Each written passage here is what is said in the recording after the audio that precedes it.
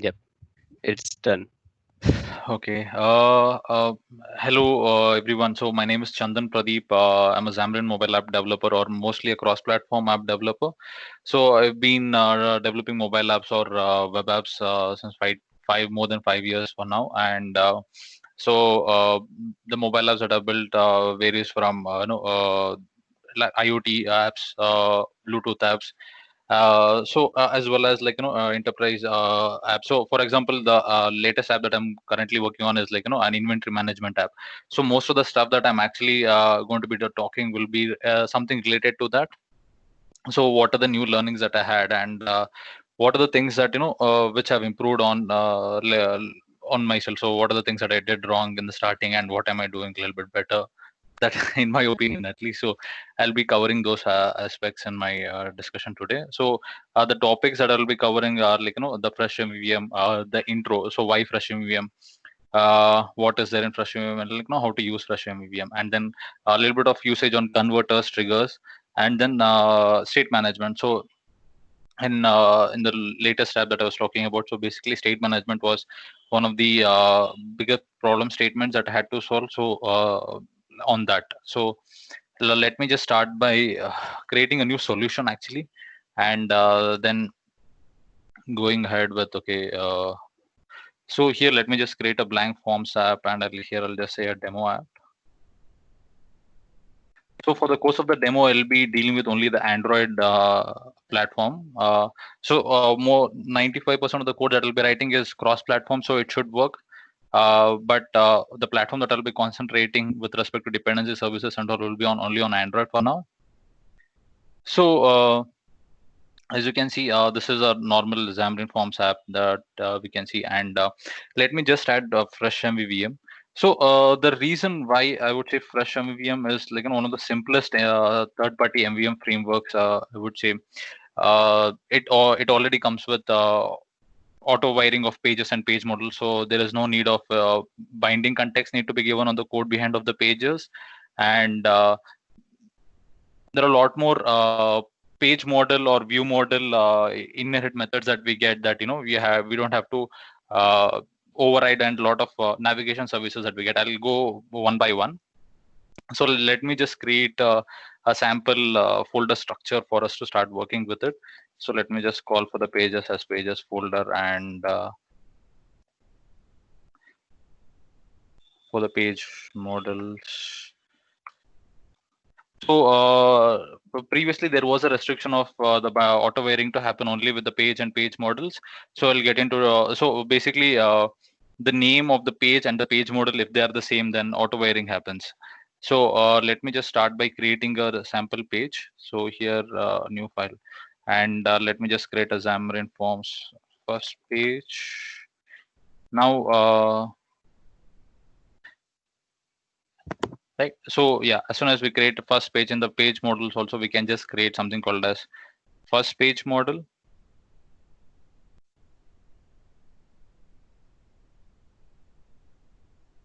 Right. So one of the things that FreshMVM provides is called as a fresh base page model. So for the auto wiring to work, as long as it is inheriting from fresh base page model, then it will be easy. So it will work. Sorry, that's what I mean. Let me just inherit from it. I guess FreshMVM was added. Oh, I guess I missed that part out.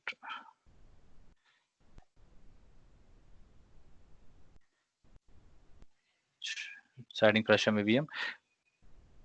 So one of the other problem statements that I saw was where if we are creating a business code project, right? So we cannot do dependency services there, or it was a little bit restrictive in that matter. So, but using Fresh MVVM, it almost can be used as what I can say as dependency injection in itself. So let me just take. So for right now, it's auto binded, I believe, for now. So first page and first page model, so it's auto binded, and let me just create a property just to see if it works. Uh,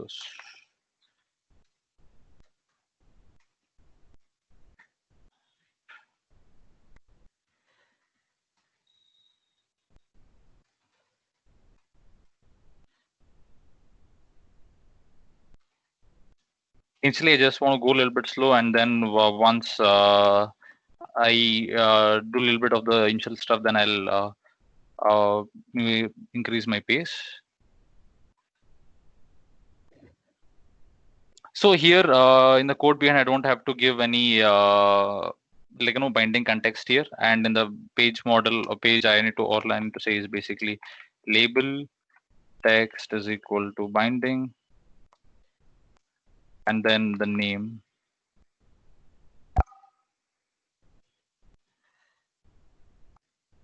So for auto formatting in my Visual Studio, I usually use Mfractor. I believe it's a good free tool. It's also paid, but I use a free version. It's pretty good to format the documents, XAML documents, and a lot more other features.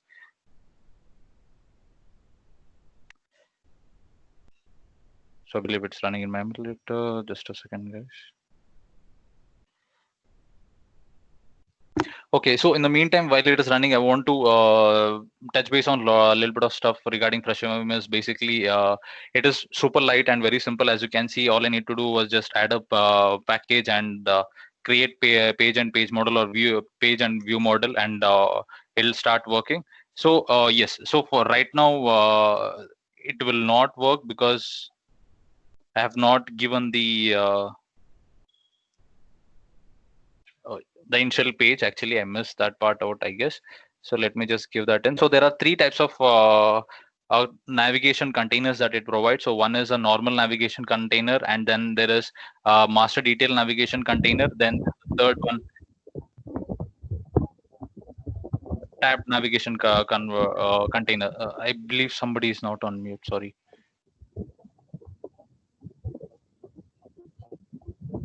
And one of the things Yeah. about Can everyone go on mute? Yeah. Yeah, it's all good now, Chandan. You can yeah, proceed. thanks.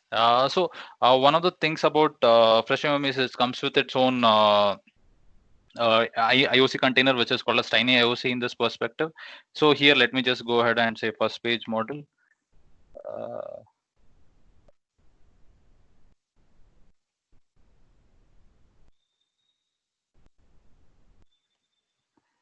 Right, yeah. So let me just start this.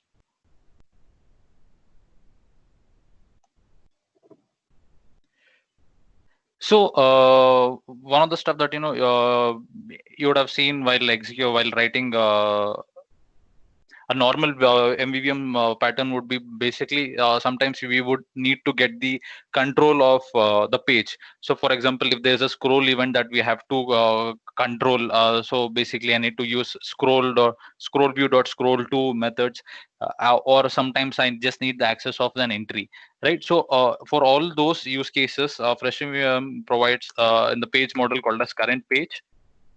So you can directly access the X name in this. So basically, there will be find by name, give the X name of what it is, and then say the control, and then give the X name. I believe this is a control name. So for example, entry here, I believe because I'm not using Fresh Xamarin Forms, yeah.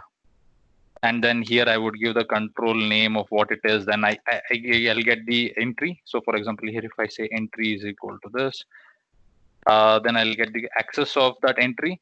If I give the X name here. So basically, this is one of the ways, even though we need to move views and view models a little bit separately, but if there is a requirement, then we can use that also. And sometimes what happens is if you're using independence injection and if you want to pass something to the constructor while navigating, it basically sometimes gets difficult.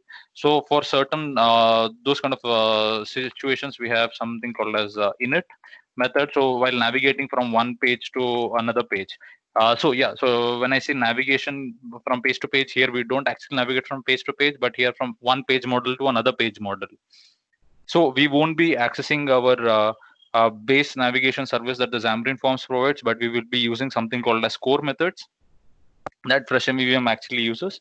So in it here, so for example, if I'm navigating from one page to another page, so if I want to pass some values, I can pass values in init method.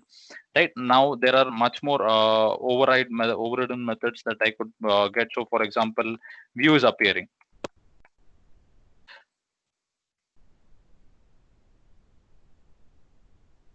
Sorry, give public, I believe, yes. So views appearing, then there is views disappearing. So there are a lot more actions that we could perform in this method. So for example, if I want to get data, so one of the problems with let's just say, like, as soon as a page loads, if I want to do certain things, then in a normal MVVM way, the problem was in the constructor I can't have an asynchronous method. But here in views appearing, I can have an asynchronous method, and I can, like, call, use await, and, like, call a service, get load the UI. So basically, a lot more structured and more control will be there in the page model towards what can be seen in the view, right? And so this, reduces the page code behind usage completely. Apart from, like, exceptional cases, like, disabling the back button or those kind of stuff. And one more is basically similar to this. There is called as views disappearing, reverse init. So when I'm going to a previous page, if I want to pass some values, so yes, then I'll get the reverse init, then views disappearing. Now, as I mentioned earlier, like, navigation happens from core methods instead of navigation service. So let's just say here, if I want to move to a new page model, then I can just say the page model. I don't have to give which page it goes to, but the page model that it has to go to. Thereby just, just going there. So for example, let's assume I need to go to another page model with the name second page model, but here I'll just call first page model just for reference. Here I can just say await, right? And here I can pass whatever the object that I want to pass. It will get inside the init, and in init I can check if the type is like this, right? And so let's just, I want to just pass string. So string data, and then use that string basically, right? So for example, if I pass string here, say hey, right? So what will happen is basically I'll get inside the init method, and I'll get it as string data here, and I can use, I'll get the value hey here, right? So basically, so this is, I would say, which makes a lot of our stuff very easy if we want to pass from page to page or page model. Now, there are two ways to navigate, right? One is to push a page, otherwise push a page model in itself. What I mean by that is create a new navigation service, sorry, a navigation stack. So for that also, we have a property, I believe, called as, yeah, so here. So the data that you want to pass first, and then whether it is a model or not, then whether you need animation or not. Right, so these are the basic stuff. So if you feel like every time it navigates, it has to do some action, so you can also write your own core methods by inheriting this iPage model core methods. You can override it and you can create your own, and then initialize it in app.xaml.cs. So thereby, whenever a page gets navigated, if you want to do it a certain way, different from what they have achieved, it is very easy to do that. Now, let me just show, yeah, so fresh MVVM, right? So basically, this is, it did auto binding without auto wiring, right? Without any difficulties. All had to do just create a download fresh MVVM add package, and here add the navigation container. So here, as I mentioned, again, there are three types of navigation containers. This is a normal container that I used. There is one more for a master detail one, and there is one more for a tabbed page. So let me just go with next part. So which is dependency services or dependency injections separately. So now, as I mentioned earlier, so let's just say if you want to use a dependency service, and in a normal MVM way or a normal way, basically the problem will be that you can't use it in your business layer, right? So here, this makes it an injectable service. So it'll make it very simple. So for example, I'll just create a new project in itself. Oh, sorry. A .NET Standard Library one.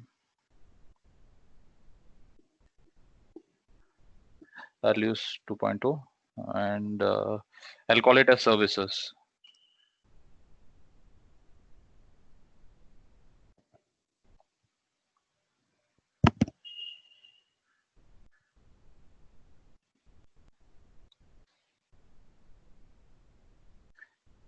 Yes. So here in service, let me just create certain interfaces. I'll just delete this off. I already have written some interfaces. I'll just copy paste them here. I'm sorry. Yeah.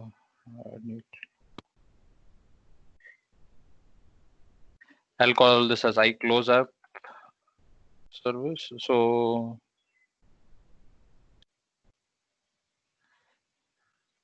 basically, yes. So this is an interface which basically has a method called as close app. Now I'll come to the Droid side. Right now here I'll just create a folder called as services.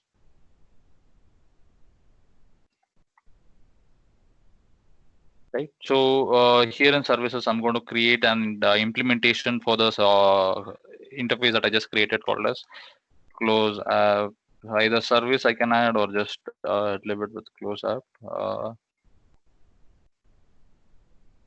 So right now, one of the things that I need to do was actually add the dependency of services. So let me just add dependencies. I'm sorry, add reference services. I believe I have to do the same thing here also for Android.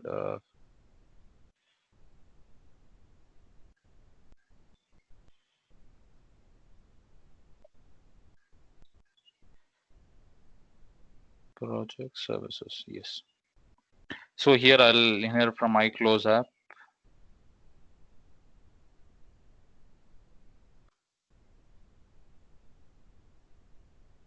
Using services. So here I already have the implementation of close app service actually with me, which is very simple. It just closes the current app. So right now for me to, so before I inject it in our application, I need to first register it. So basically, as I mentioned earlier, FreshMVM comes with its own tiny IOC container. You can use that to register dependency services as well as the normal service, and you have many ways to register it. So yeah, I'll just use this method called as registered dependencies. So all it does is basically right now registers iClose app with a close app service which we have created on the platform side. So basically load this before registered loading the application. So one thing that we have to make sure is the order in which we register services. So sometimes if service one is dependent on service, sorry, if service two is dependent on service one, make sure that the service one gets registered first, so that the dependencies issue will not be there. And so this is how we register the dependency services. And for if you want to register a normal service, so for example I need to create a service called as a validation service. So for example I'll just create new class called as validation service.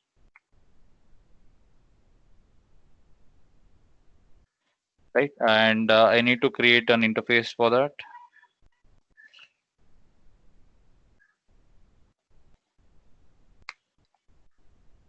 Validation service. So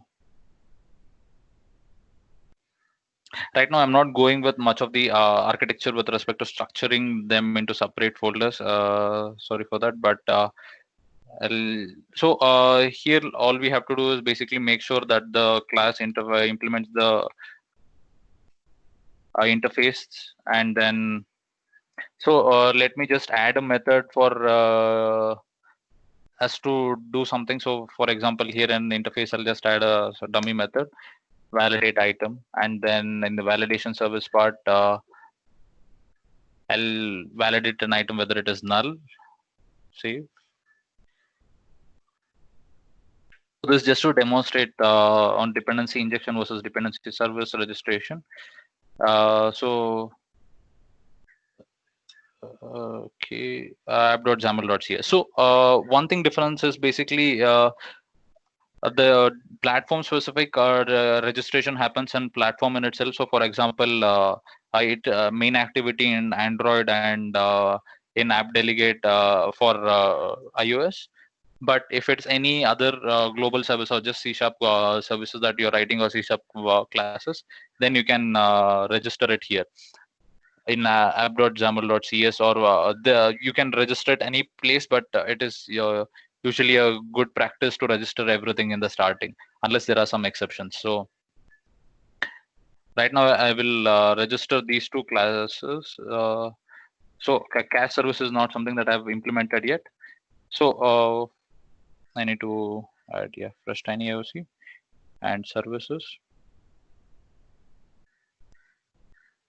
Yes. So now that I have now that I have registered both of them, so for me to use it, all I have to do is basically come here and either add validation service,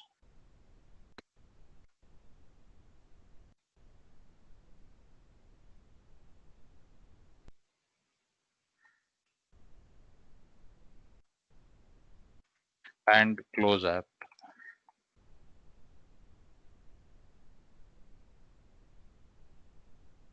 service.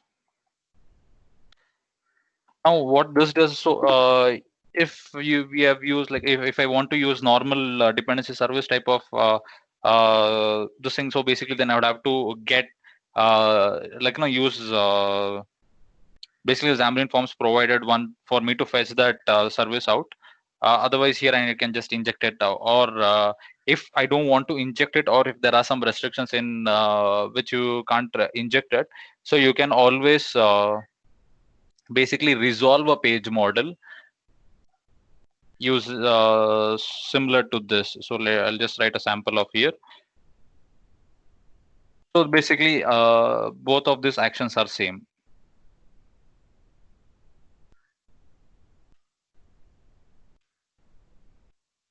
So I can always say underscore validation service is equal to this validation service, or if I can take this out and I can just say resolve this.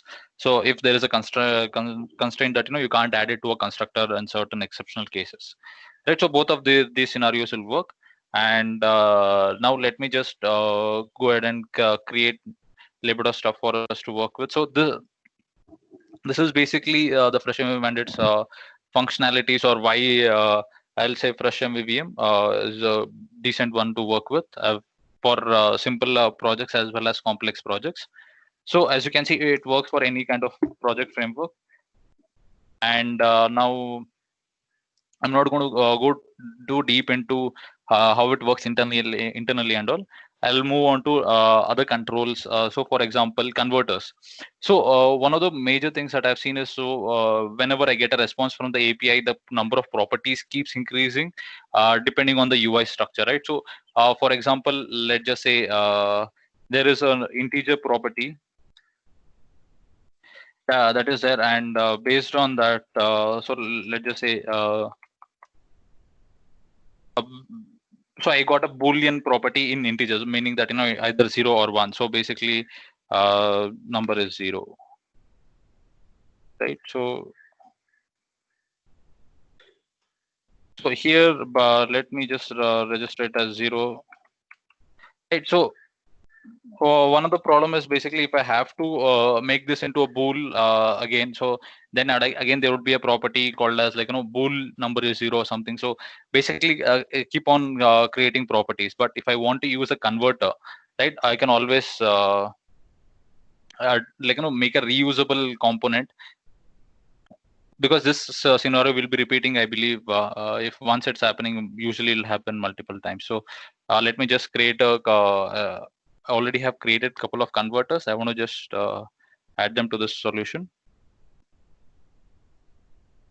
existing folder.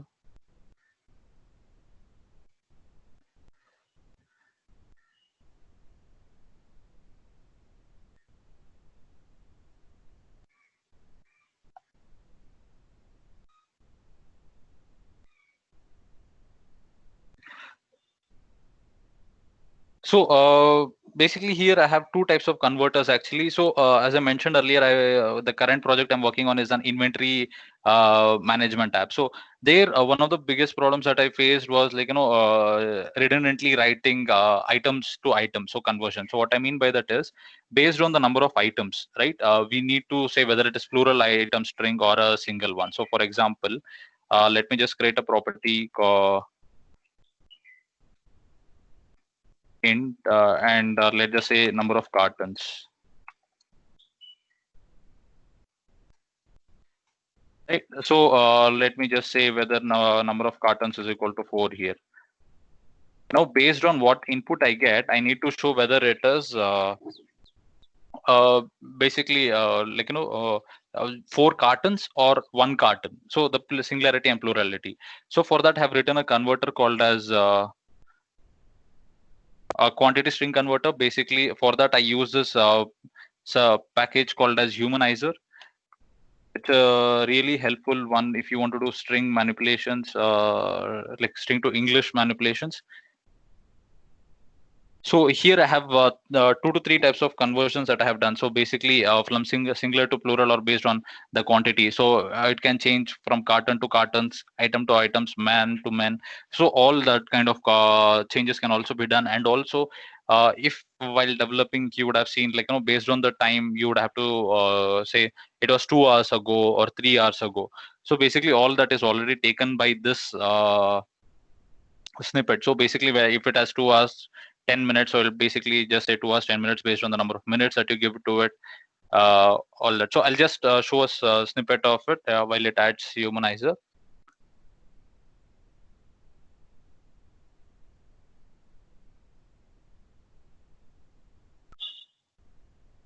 Also, one of the things that I have seen is basically while developing in a very huge or like complex enterprise project, usually the number of properties in a page exceeds 20 to 30, sometimes much more than that, right? So in those kind of scenarios, I've felt like it's not always good to add everything into the page model in itself. So create a separate uh, object, I would say. So create a separate object which will have all the properties in it. So for example, here for a first page, first data model, right? So for example, here, let me just show you one of the data models here. Yes. So instead of writing all those properties there in the page model in itself, so for if the number of properties in that page is more than 20 to 30, so it'll keep on increasing, right? So instead of doing all that, it is, I would say, at least from my experience, it will be easier to handle if it is just there in one model in itself called as data model.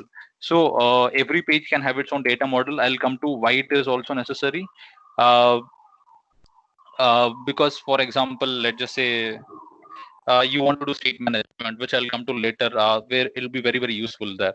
Now, I need to create base page model. So while working on Fresh MVM, it's always good to have a base model of your own base page model, because usually we'll have a little bit of properties which will be common throughout the page models. So for those kind of scenarios, so let me just create a base page model.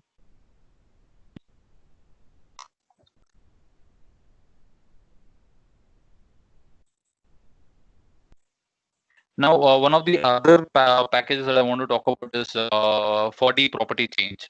So I believe I've seen in most of the scenarios when creating properties in the page model, people usually go with private property and public property of the same name with a different case, just to show, just to get property change event rising, right? So for that, we can go with this NuGet packages, which handles it very beautifully.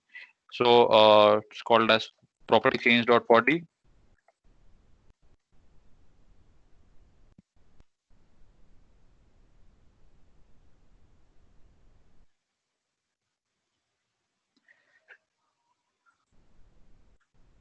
So when I add a property change to 40, all I need to do is basically add this to the base page model, and just a normal get set for that property will be working fine. So once I get it here, it'll just work.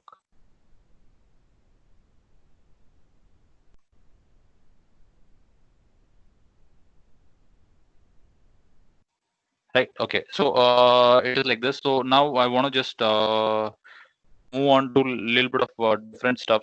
So this is just like on creation of how easy it is to work in FreshME VM, and a little bit of learnings that I had. So I want to just move on to a different solution with the same code base, which I've already written certain things.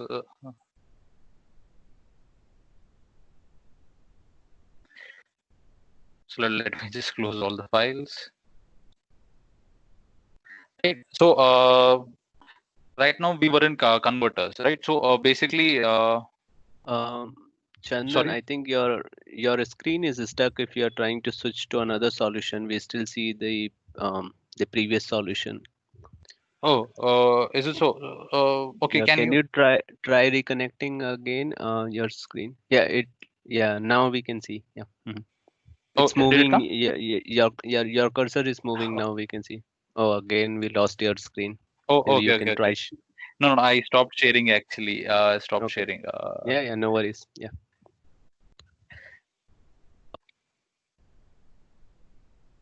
So the app that I had created, a solution I had created earlier was called as a demo app. Now I've come back to the sample app. So now here I've already created a little bit of other services called as cache services, which I'll get into. So the I want to just run this and show.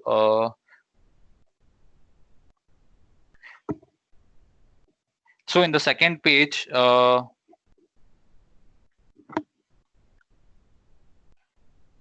it's just taking time to show the page code. Yeah. So here I wanted to show, for example, shelf and shelves, right? So if I want to handle it in a singular plural way, I would have to write a snippet of code which will be complicated if for shelves, then again for man to man. So all that is handled here. So and the same set of code will work. The same set of code will work for any kind of string, right? There are some exceptions, I believe. So for example, here, if I say number of cartons for, I believe, yes. So let me just take out all the breakpoints.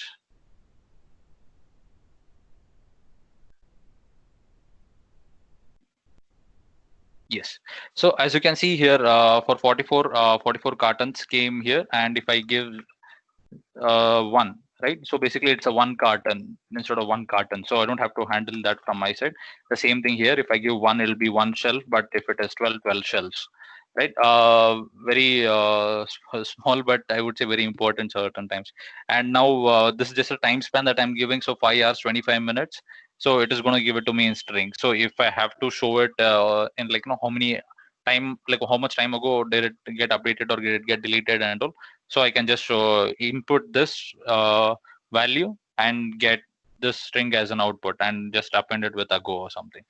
Right. So those kind of manipulations that we can do. Now I want to just move on to triggers a bit. So basically there are like basically I guess 3 to 4 types of triggers: property triggers, event triggers, and data trigger. So I won't be going into that. I want to just go into one multi trigger. So here, yeah. So in multi-trigger here, for example, let's just say there are scenarios in which you'll have a lengthy form, and if the form is not filled in a certain way, right? So then you would have to write condition for that in the code, in the page model, right, or the view model. But here you could handle that using multi-triggers, whether to enable the button or not. So in most of the scenarios, this will work. So basically, have every entry. So here I have two entries: number of shelves and number of cartons. So here, basically what I'm trying to say is the length, right? So here I have created a converter called as data has been entered. So this code I have actually taken from the Xamarin trigger page in itself. So basically multi-trigger converter here. So basically what it does is if the length is greater than 0, it'll just say true, otherwise false. Now this is one good way to use a converter. So basically if the control has so let me just show entry which has more than one value, then it will be enabled, otherwise it will be disabled. So otherwise also converters I use. So for example, let's just say I want to show a list. If there is a list, otherwise I need to show a message, right? So then I will create something called as a list bool converter.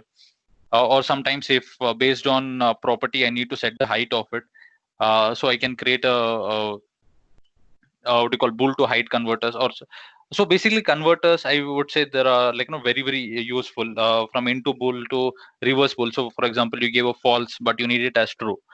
So you need to show something if it is false, but you need to hide it if it is true. So for those kind of small instead of creating new properties, you can always go with converters.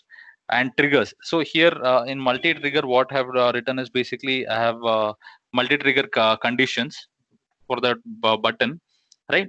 Indicating the saying that for these two entries, if the length is greater than 0, then mark the value as true, right? So here there are two ways. So if any one of the values, if it is there, so for example there are two types of conditions here also. So it if there are two entries, if one of them become true or one of them has been entered, the button can be enabled. Or if both of them have to be written for it to be enabled, for that scenario this is the condition actually. If I take this out, then it'll become in a scenario that if one of the value gets in, then it'll become true. So this is with respect to triggers actually little bit. And then behaviors. So one of the most important behavior that I use is an event to command behavior. Now sometimes what happens is we are using an entry, but we want to get entry property changed event, right? Or in entry they have pressed completion, but the tick mark or enter button in the keyboard, and I need to get the trigger for it or a command for it.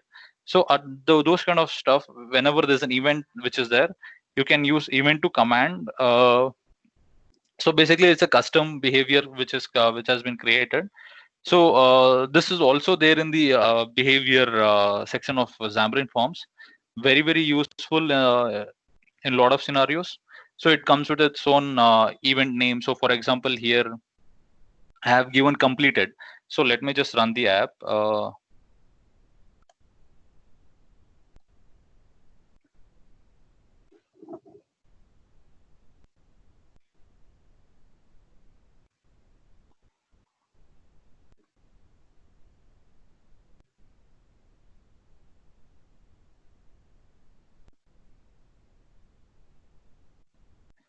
Okay, it's getting slow for some reason. So basically there are a lot of event names. So for example, property changed is there, then completed, right? So I want to just show it. Let's see. And also you can use behaviors to restrict the behavior of an entry. So for example, let's just say it can take in only one or two entries in that. So you can also create a new behavior. So in the behavior, usually there will be on attached to and on detached to methods that you would have to override it, and you have to change. So for example, here on attached to, you can say you can get the control of that yeah, you can get the behavior of that control, or get the control over that entry or certain this thing controls, and then basically write method in such a way that you restrict it to have only 3. So let me just show here. So here I have binded it to a command in this second page model called as entry changed command. So right now it is not doing anything. I just want to show how that it works. So basically, I believe it is for this. So as soon as I press enter here or the tick mark, I get a control here indicating okay. what and all happened. So here, if I already know which property it is binded to, then I can do certain actions, right? So on property change also we can get. So this is one of the ways to use behaviors. So this is how I write. So for example, here I'm just right. So let me just move on to state management, right? So one of the scenarios that I had to face was basically there will be a huge form, and multiple forms in multiple pages, right? So basically the user will be inputting the data, but let's just say for some reason it crashed, or they just close the app, right? And when they come back to the app, they need to continue in a state which it was present in. So I believe it'll just submit. Now submit actually doesn't submit the values. It just goes to this page, right? So if I just say close app, it just closes the app. Now when I come back,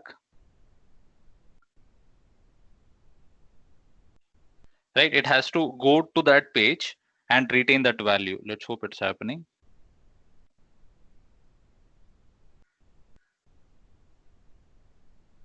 Right, I believe it takes a second for it to load. Yes. So I've not added a loading screen. So basically, before this, there is already a home page which is present, but it is bypassing that home page and coming to this page. So I'll just show how it works. So for this, I've used a package called as Akabash. So that's a caching service, caching package. I believe I've used it in the services. Yes. So here, yes, Akabash. So basically, the reason why I use Akabash and not with the normal SQLite is it's much more straightforward and simpler. I didn't have to write any custom code for it, apart from initializing it in the app.xaml.cs. But I believe that is also not necessary, as I didn't have to do it here. So all I have to do is basically add the Akabash service in the project that you want to use, and basically there is this CRUD operations which you can get from their blog in itself. So here there are multiple states, like delete all, get cached data. So let me just go over the implementation of it, of what I did for state management. Yes. So basically what happens is I have 3 pages now. I have home page. That's the first page that it goes to from app as soon as it loads. So from the code app, and from home page, I decide if there is any state remaining which is unfinished, right? So based on that, here I get the states from the cache service saying that is there any get me all the states of the pages present, right? Any saved states. Now if I don't get any data sets, so data states, then basically that means that okay, this is starting from new, or there was nothing unsaved, right? Or stuck in middle. So let's assume there are something, right? So basically what I have done is, in every page base page model, I have I'm storing the page model name and the data. So basically I'm serializing the data every time that I want to in this 2 columns. So it's basically a key value pair. Page model name will be the key. It's a unique key, and the data that I want to store it will be in a serialized object format. So basically it'll be in string. So they have created this property called as isSaveState, right? So basically what it does is, every time it tries to save, it'll just check in this page, do I have to save or not, right? And then in view is appearing, it will get the data, and in views disappearing, it'll save the data. So unless and until the app crashes, right? So basically we will get to know in which page they left in, and what was the state it was in. Now I'll just go back to why I created a data model. So when we deserialize a page model, right? So one of the problem that we get is commands or certain events or actions that we have cannot be serialized back, right? So for that, if we just have a page more data model, so assume that as I mentioned earlier, 20-30 properties, so that itself will be taking most of the screen in this page, and then having those things. But here basically doing it this way makes it a lot more simpler and easy to handle. Right now, if you want it, let's just say I notify property change to be there.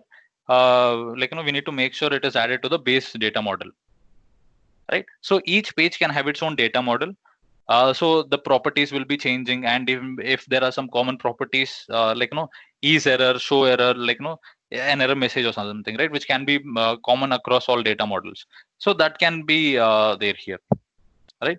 So now what I'm doing is in views disappearing, I'm serializing that object into data, right? And in views disappearing in the base, I'm basically calling it to save, right? And the same thing with appearing. So as soon as the view is appearing, I'll just check if data is present in the state, like in the in our DB.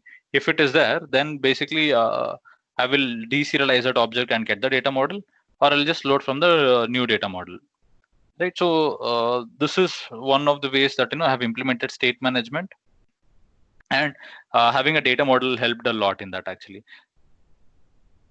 So say this is with respect to what I want to share and talk about. So if there are any questions, thank you.